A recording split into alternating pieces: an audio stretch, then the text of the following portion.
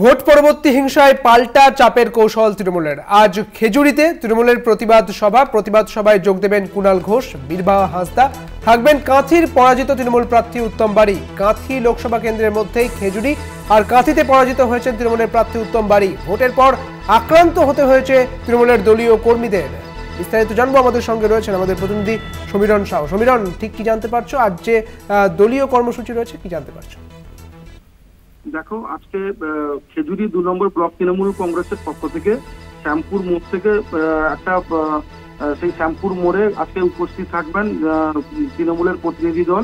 এই প্রতিনিধি দলে যেমনটা আমরা জানতে পারছি, কুণাল ঘোষ সহ পূর্ব মেদিনীপুর জেলা পরিষদের সভাধিপতি তথা কাঁথি লোকসভা কেন্দ্রের যিনি তৃণমূল প্রার্থী ছিলেন, যিনি পরাজিত হয়েছেন, সেই উত্তম বাড়ির সঙ্গে থাকবেন জেলা সভাপতি পীযূষ কান্তি পণ্ডা সহ একাধিক নেতৃত্ব থাকবেন, পাশাপাশি শিলু শাহ থাকবেন, এমনটা আমরা জানতে পারছি।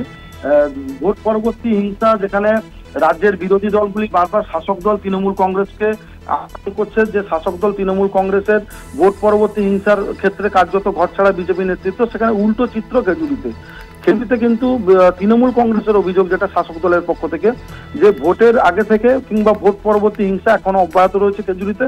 সেখানে তৃণমূল কংগ্রেসের কর্মীদের উপর হামলা এবং তৃণমূল কংগ্রেসের কর্মীদের ঘরবাড়ি ভাঙচুরের একটা অভিযোগ আসছে রাজ্যের বিরোধী দল বিজেপির পক্ষ থেকে। সেই পরিস্থিতি খতিয়ে দেখতে আজকে কিন্তু তৃণমূল কংগ্রেসের এই প্রতিনিধি দল আসছে খেজুরিতে, এমনটা আমরা জানতে পারছি।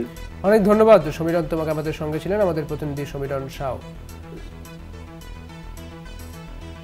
আর খেজুরিতে তৃণমূলের প্রতিবাদ সভা, সেখানে তৃণমূলের কর্মীদের ওপর আক্রমণ হয় ভোট পরবর্তী হিংসায়, আর তারই প্রতিবাদে এবার প্রতিবাদ সভায় যোগ দেবেন কুণাল ঘোষ, বীরবাহ হাঁসদা, এমনটাই জানা যাচ্ছে।